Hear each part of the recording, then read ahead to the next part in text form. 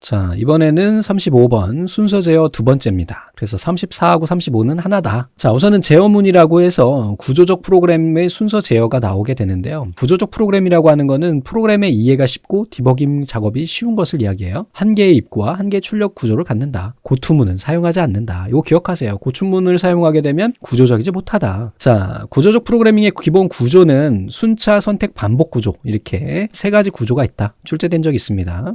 구조적 프로그램의 특징은 프로그램의 가독성이 좋고요. 가독성이라는 거는 프로그래머들이 이 프로그램을 다른 사람한테 손이 넘어가는 경우가 있잖아요. 그러니까 A라고 하는 프로그래머가 개발을 하다가 다른 데로 가요. 문제가 좀 있어서. 그러면 새로운 사람이 들어와서 이전에 했던 프로그램을 봐야 될 거 아닙니까? 그치? 그래서 계속 일을 해나가야 되는데 이런 손 넘김이 좋다. 이렇게 보시면 되고 나중에 이제 유지 보수도 당연히 좋아지겠죠. 프로그래밍에 대한 규칙을 제공해서 투자되는 노력과 시간이 감소된다. 프로그램의 신뢰성이 향상된다.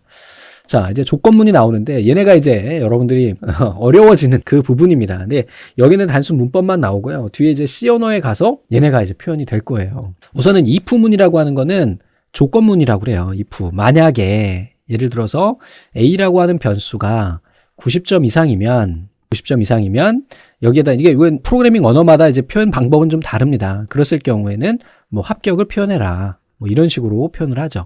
자, 끝날 때는 뭐 end if 이렇게 해서 종단까지 같이 해줘야 됩니다. 뭐 아니다 그러면 else일 때는 그냥 뭐 공백으로 표시해라. 뭐 이렇게 할 수 있는 것을 이야기하고요.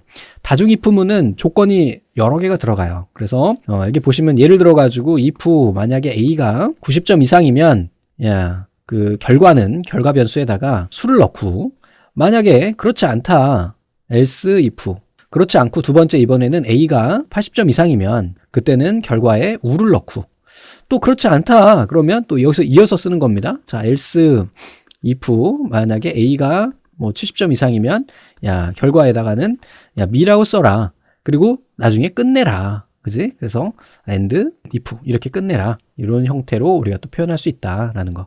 마지막에는 이제 else를 주게 됩니다. 그래서 이 구조에 대한 것은 뒤에서 이제 예제를 보면서 보시게 될 거예요. 자, 스위치는 다중 if문과 비슷한 것을 하지만 요거보다 가독성이 더 좋대요. 그래서 이렇게 스위치 해가지고 비주얼 베이직에서는 얘를 select case로 쓰게 되는데 이제 C에서는 이렇게 스위치문을 씁니다. 조건이 있어요. 그래서 A가 이렇게 넣게 돼요. 그 다음에 값이 여기 나오는 거죠. 그래서 얘가 70이면 me, 80이면 u 이렇게 하라. 그 다음에 이것도 저것도 아닌 애들은 그냥 뭐 아무거나 이렇게 표시해라. 이런 표현이 되고요.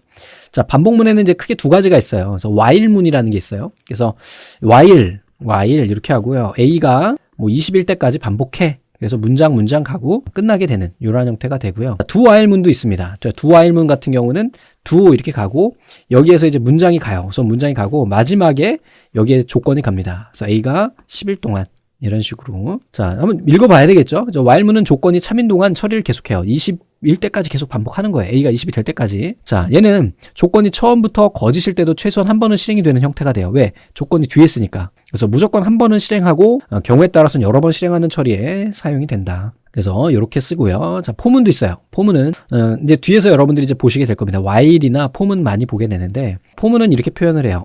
자, i가 처음에 1이었어. 그 다음에 얘가 10이 될 때까지 한 칸씩 반복해. 이렇게 하는 거예요. 반복. 그 다음에 뭐 next 이렇게 끝나게 됩니다. i가 1에서부터 10까지 한 칸씩 증가하면서 10번 회전을 하게 됩니다. 그래서 초기식에서 반복 변수를 초기화하고 그 다음에 조건식에서 처음 참일 경우 문장들이 처리한 다음에 증감식에서 반복 변수를 얼마만큼씩 증가시킬 것인지를 하고 다시 조건식을 검색하는 거예요. 그래서 얘네가 이렇게 돌게 됩니다. 빙글빙글 돌면서 1이 10까지 됐느냐라는 거를 물어볼 때까지. 이 표현 방법에 대한 것은 언어마다 좀 차이가 있습니다. 저건 이제 그 비주얼 베이직에서 표현하는 형태 혹은 C 언어에서는 좀 달라요. 자, 이번엔 부 프로그램입니다. 자, 부 프로그램은 주 프로그램이나 다른 부 프로그램에서 사용되는 독립된 형태의 단위 프로그램이고 부 프로그램을 선언할 때 부 프로그램의 이름, 부 프로그램의 존재를 나타내는 키워드, 부 프로그램의 인자, 반환값, 부 프로그램에 수행하는 기능이 필요하다. 주 프로그램에서 이거를 쓰는데 좀 더 다른 기능을 하나를 따로 만들어 놓는 거예요. 그래서 부 프로그램. 그래서 걔를 갖다가 쓰는 이러한 형태가 됩니다. 부 프로그램을 사용하면 프로그램의 크기를 줄일 수 있고 프로그램 수정이나 관리가 편하다.